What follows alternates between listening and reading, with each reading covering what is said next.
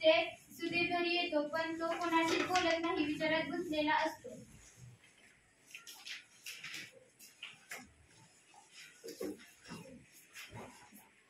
अरे सुधीर, केव्हा आलास? आजचा प्रवेश असा शांत कसा? आजोबा, काव्य प्रतिभावाढ म्हणजे काय हो? तुला कोणी सांगितलं रे हे तुला? आज आम्हाला शाळेत बाईंनी काव्य प्रतिभावाढ असा उपक्रम दिला आहे. मला स्वतःच आलाय. अरे फार सोपं आहे ते. कविता करण्याची, समजून घ्यायची, आपल्याला शक्ती वाढवणं म्हणजेच काव्य प्रतिभा वाढवणं, हेच सांगितलंय बाईंनी. पण मी कसं करू? अरे काळजी करू नकोस, यासाठी आपण सर्व मिळून प्रयत्न करू, म्हणजे तुझी काव्य प्रतिभाही वाढेल आणि तुला कविता करणं किंवा कवितेचं आकलन होणं हे तुला समजेल. तुम्ही हो काय प्रयत्न करणार? आजपासून आपण सर्वांनी कवितेचं संभाषण करायचं, म्हणजे त्याला कविताही समजेल आणि प्रकल्पही पूर्ण होईल. सुधीर, हात पाय धुवा आणि दूध घे. आजी, कागद आणि पेन आणले, आपण सुरुवातच करू.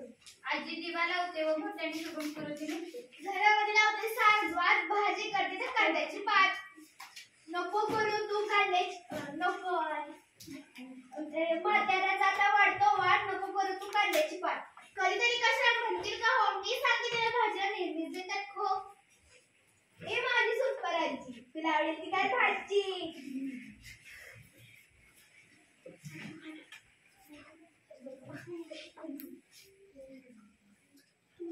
बर बाई, तुमची इच्छा, हाच ध्यास, बनवते भाजी चवळीची खास. सगळेजण खोखो असतात, बाबांची रात्रपाळी असते.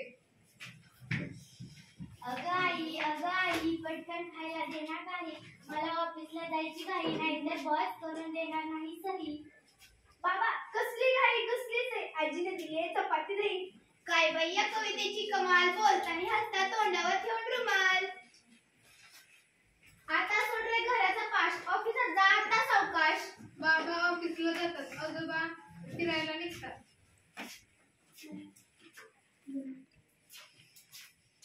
मला द्या काटेनी चप्पल. हे सुधीर, आण रे इकडं.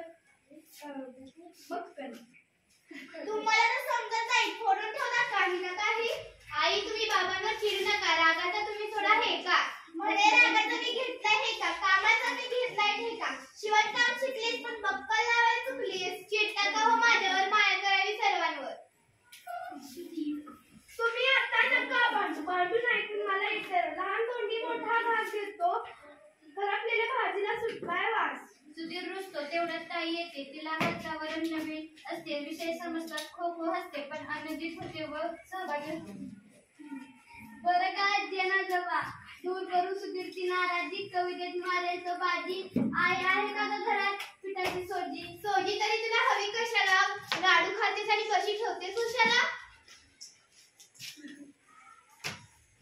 चला आपण सगळे जेवूया, टोळीच्या भाजीवर ताव मारूया. सगळेजण जेवतात एकत्र मिळून. रात्र झाली आता झोपा, उघडू सकाळी कवितेचा खोपा. सर्वजण झोपतात, सकाळी उठल्यावर सुधीरला सर्वजण कामात दिसतात. सुधीर आईकडे जातो. सकाळ झाली, चिमण्या उडाल्या, हवा सुटली गार गार, अंघोळीचं पाणी करून ठेवले फार गार. सुधीर तू अंघोळ कर पटकन, नाश्ता कर चटकन, झाला उशीर तुला पटकनावर मुला.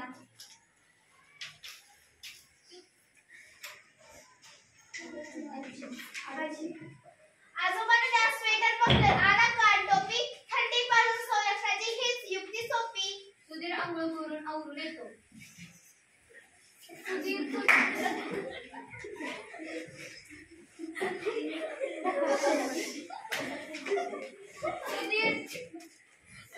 लिहून घे नीट, यमक जुळायला हवेत पीठ, शब्दाचं यमक हवं नीट, तरच कविता बनते धीट.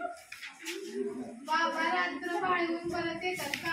कालचा विषय येण्याचा लक्षात येतो. ते गालातल्या गालात नसतात, खुर्चीवर रेलून बसतात. कामाचा आलाय कंटाळा, त्यात थोडे पाणी टाकून मळा. आई कणिक मळत असते. कणिक तुम्ही नंतर मळा, अगोदर शिऱ्यासाठी रवा चाळा. आजी, आई खूप छान, मला नाही कशाची माहिती. तोंड धुवा, अंघोळ करा, खा गरम शिरा, मग तुम्ही सुधीच्या डब्याला बटाटे नीट चिरा.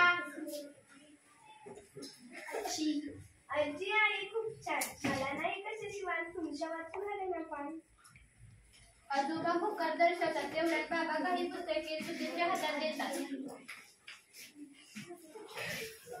बस झाला कवितांचा पाऊस, शहाणे थोडीच पूर्ण होणार होत. हे घे कवितांच्या थोड्यांच्या माळा, कविता वाचून लागेल तुला लढा.